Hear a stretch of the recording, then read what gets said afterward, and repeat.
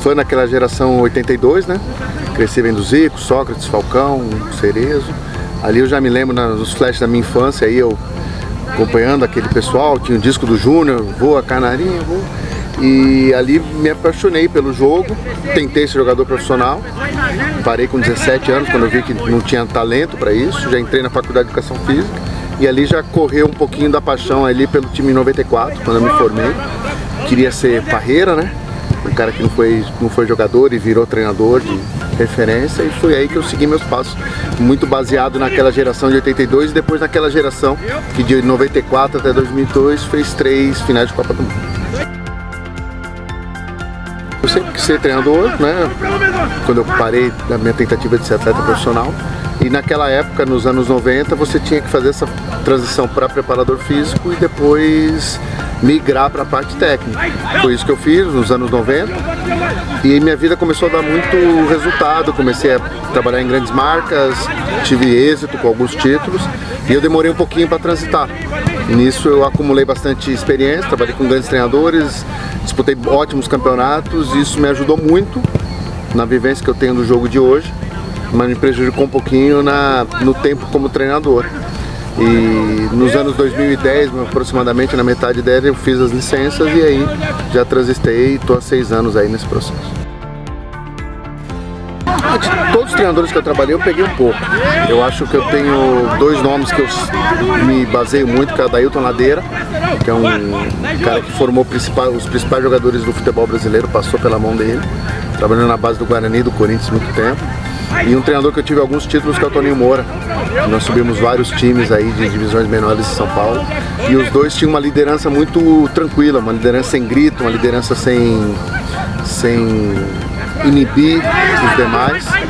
E eu me baseio também muito no falecido Marcelo Veiga, que eu fui preparador físico dele quando ele era jogador. Depois eu trabalhei em alguns clubes bons com ele, que ele tinha uma percepção do jogo muito rápida e tirava bastante do jogador. Acho que esses 3 são os treinadores que eu tento a cada dia seguir os passos deles.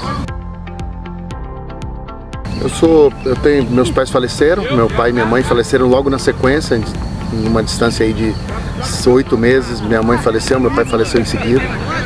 Hoje eu tenho minha esposa, eu estou casado há 22 anos, um filho se tornando adolescente. Isso machuca a gente porque a gente fica distante, né? Eles moram em São Paulo, eu moro aqui em Resende, mas eles entendem o lado da minha profissão. E eu tento seguir os ensinamentos do meu pai e da minha mãe, que eles se orgulhem de mim onde eles estejam. Também ser um exemplo para o meu filho, que mesmo não estando no dia a dia, seguindo os passos diários dele, ele sempre sabe que tudo isso que eu estou fazendo é pro bem dele e ele reconhece isso em mim. Eu brinco que minha história com o Resende começou em 2005. Por que 2005? Em 2005 eu conheci o Hugo no Corinthians. E aí nós trabalhamos 6 anos juntos, onde eu e o Hugo criamos aí não digo uma amizade, mas uma admiração profissional. E ficamos sempre cultivando esse contato, sabendo onde estava, torcendo. Ele seguiu a vida dele para os clubes, eu segui para mim. E quando eu me tornei treinador, ele me ligou e falou: não sabia que você queria ser treinador, que era algo que eu mantinha relativamente,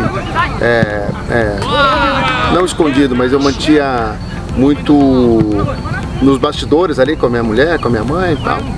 E aí quando eu me tornei treinador, ele era gerente de futebol do Figueirense, ele me levou para a base do Figueirense.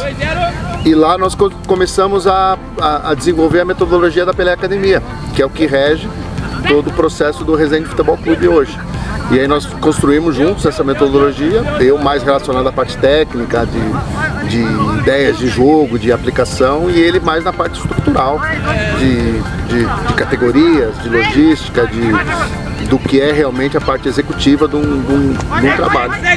E aí quando eu saí do Figueirense, que eu segui minha carreira com outros clubes profissionais em São Paulo, ele acabou sendo contratado de vez pela diretoria da Pelé Academia e me fez o convite em 2019 para começar a implantar na prática no juvenil, depois nos juniores, e acabei durante a pandemia pegando o profissional, e hoje é uma metodologia que rege aí desde o sub-11 até o profissional, os conceitos e a ideia de jogo relacionado àquilo que nós desenvolvemos. Eu acho que isso demonstra muito profissionalismo na direção da Pelé Academia, porque eu tive resultados ruins em alguns momentos, como todos têm. E eles sabiam onde nós estávamos, qual era o desenvolvimento nosso e onde nós podemos chegar ainda. E já estamos começando a colher frutos disso, porque se a cada ano tivesse feito a troca, dificilmente teria um amadurecimento de Igor Bolt, de Jefinho, de House, DG. Eram jogadores que evidentemente não estavam prontos, porque não tinham idade para estar prontos, mas nós sabíamos o processo de desenvolvimento que teríamos com eles e sabemos hoje o processo de desenvolvimento que nós temos com os jovens da categoria de base, que eu acompanho todos os treinos, acompanho todas as atividades, estou no dia a dia, eu sei o nome de todos os jogadores do sub-15 até o sub-20, sei quando que eu posso lançá-los, cada um deles, e eles sabem que o momento que precisar no profissional, qual é o modelo de jogo que é implantado na base por todos os treinadores, que a gente trabalha em conjunto. Então mostra profissionalismo da direção, mostra que eles, de fato, eles têm uma ideia de um trabalho e mostra também um pouco de insistência e saber aonde eu quero chegar também dentro do projeto, porque eu também poderia ter abandonado com algum resultado ruim e nós construímos esse processo junto e eu tenho certeza que a gente vai continuar colhendo frutos até onde Deus deixar. Eu posso responder pela parte técnica. O que a gente quer formar cada vez mais é jogadores que tenham um recurso técnico bom, não importa se ele é baixo, se ele é alto, se ele é gordo, se ele é magro, se ele constituição física dele, o que importa é que ele saiba jogar. Nós temos que resgatar a essência do futebol brasileiro e queremos formar equipes que privilegiam esse bom jogador, não equipes que joguem apenas por um resultado. Evidentemente que nós queremos o resultado, mas o resultado é consequência do jogo bonito. Então, o que eu enxergo pro Resende hoje era o que eu enxergava pro Resende há 2 anos atrás e que eu enxergo para daqui 2, 3, 4 anos.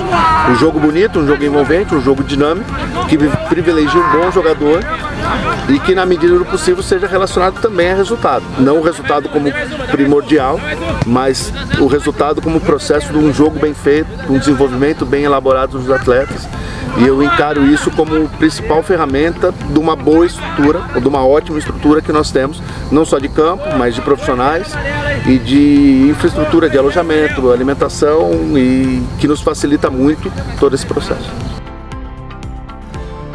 Bom, em 23 nós temos objetivos bem pontuais, tá? O primeiro objetivo, evidentemente, é consolidar o título da Taça Rio e depois colocar a equipe de novo num cenário de campeonatos nacionais ou Copa do Brasil ou Série D, os dois de 24. Ao mesmo tempo que a gente vai estar disputando o campeonato estadual, tem a Copa do Brasil. Por uma questão financeira, quanto mais longe nós conseguimos ir na Copa do Brasil, maior vai ser a ajuda que a gente pode devolver para a direção por tudo aquilo que eles fazem por nós, de infraestrutura, de salário em dia, de condição de trabalho. Conseguiu acesso para a Série C e o tricampeonato na Copa Rio. Eu acho que são objetivos distintos, em momentos distintos, até porque o grupo vai se moldar, vai sair jogadores, vai chegar jogador entre o campeonato estadual e o campeonato nacional, mas eu acho que essas metas são bem palpáveis e a gente vai buscar elas.